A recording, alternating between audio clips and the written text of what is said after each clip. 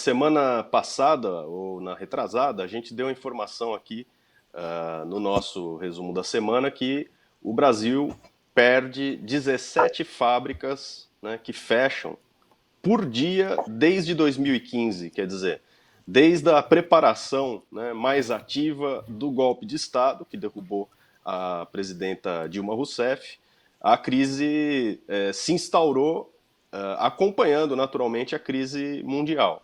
Pois bem, agora, às vésperas, né, da realização do Fórum Econômico Mundial da ONU, um relatório publicado indica, né, que os investimentos no país, né, os investimentos vindos, né, dos países imperialistas estão, né, no menor nível em 30 anos.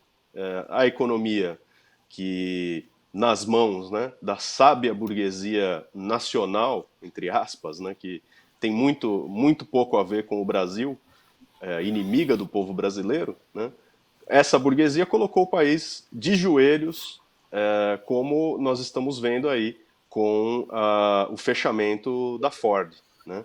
A indústria automobilística perdeu aí um dos maiores fabricantes, que fez as contas e falou: bom, vou levar meu dinheiro para fora e quem patrocinou depende, né? Quem financiou com todo tipo de isenção de impostos e facilidades às custas do povo, também não tem nada a fazer, não tem nada a oferecer, né? Nenhum tipo de pressão ou de controle feito aí pelos governos sobre a poderosa Ford, que faz o que bem entender com o Brasil e o povo brasileiro.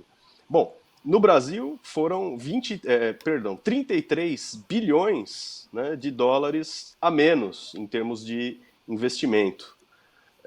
E o grande, né, a grande questão é, é que isso daí representa, né, o protesto feito aí com a carteira dos mega empresários, dos banqueiros, né, dos verdadeiros tubarões capitalistas do mundo inteiro, né, protestando com a carteira porque o programa de privatizações do governo Bolsonaro ficou travado, né, já não conseguiu fazer nada em 2019 e com a pandemia em 2020 as privatizações foram engavetadas, aí estão congeladas, e a burguesia mundial, que não é boba, né, falou: bom, se não tem nada para comprar barato no Brasil, então vamos levar o dinheiro para outro lugar, né? As indústrias mais afetadas são os transportes e os serviços, que pararam de receber aí mais de 85%, no caso dos transportes, e 70% dos investimentos em serviços financeiros. Quer dizer, naqueles banqueiros aqui associados aos grandes banqueiros que oferecem aí o crédito, né? E são aí também responsáveis pela escravização da população, né? A produção está colocando um gráfico para aparecer aqui, dando aí uma ideia, né, da participação do investimento na economia nacional. O autor do relatório, né, um burocrata da ONU, falou que a recessão e o choque causado pela pandemia geraram um golpe para os investimentos no Brasil e na região, né? Então, a produção foi afetada, ou seja, a desindustrialização foi acelerada, essa é a realidade, né?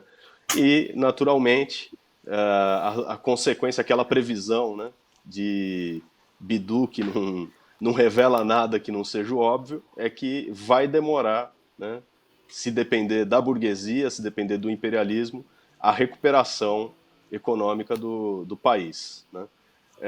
A imprensa, a ONU e a imprensa comparam aí a queda do investimento aos níveis da crise de 2008, né? Então, podemos dizer aí que a crise mundial do capitalismo, né, impulsiona a crise e a falência do país, né? O país está quebrado e isso daí, naturalmente, é um ingrediente fundamental para o desespero, né, da crise política, da tentativa de retomar as rédeas, né, por parte da burguesia, da ala mais ligada ao imperialismo, da qual o PSDB é um expoente, talvez o principal, né, expoente na política, e buscar aí recolocar a coisa nos trilhos, quer dizer, privatizar para valer, faça chuva ou faça sol, esteja o povo morrendo ou não de pandemia, né?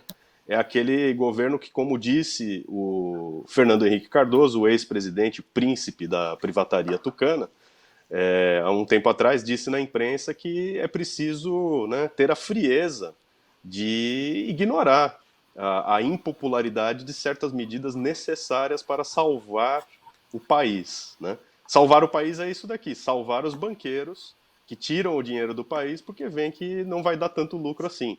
Então, né,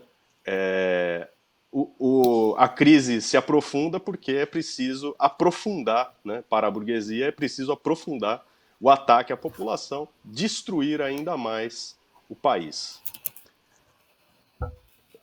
Se tiver um comentário, eu abro, senão a gente passa para o nosso próximo tema. Hoje a pauta está cheia. Claro, boa noite, João. Vamos lá. Boa noite, Rafael. Boa noite, Antônio Carlos. Eu acho que as notícias econômicas do Brasil, elas têm, assim...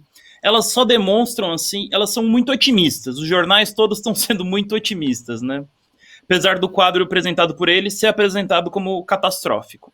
Primeiro, assim, estimativas da maioria dos economistas diz que, globalmente, nós não haverá uma recuperação do estrago deste ano de coronavírus, pelo menos nos próximos 2 ou 3 anos, na média. Acontece o seguinte, né? A pandemia, coisas que o pessoal não está falando. O mercado de ações, nesse momento, nos Estados Unidos e no Brasil, ele teve um crescimento espetacular comparado com outros anos. Nesse ano de 2020, houve um crescimento dos mercados especulativos muito grande. Como todo mundo bem pode imaginar, não houve crescimento industrial ou de produção equivalente a esse crescimento especulativo. Não houve crescimento industrial nenhum. Teve, na verdade, diminuição de todos os setores reais da economia. Isso por quê? Porque o governo liberou dinheiro durante a pandemia como nunca havia liberado antes, principalmente o governo norte-americano, que liberou trilhões. E em vez de investir na economia produtiva, os capitalistas embolsaram boa parte do auxílio lançado pelo governo.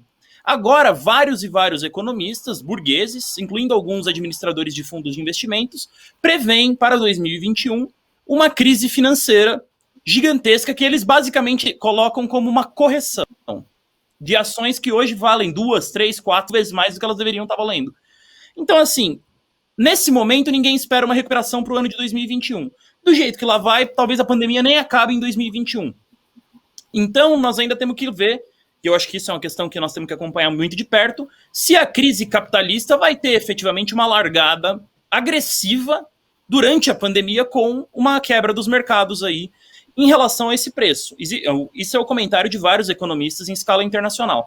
Então, assim, a gente tem que ficar olhando. Eu acho que na atual etapa é até perigoso dizer que, assim, nós vamos ver no futuro próximo uma recuperação do quadro econômico brasileiro depois do coronavírus. É muito difícil dizer isso daí nesse momento.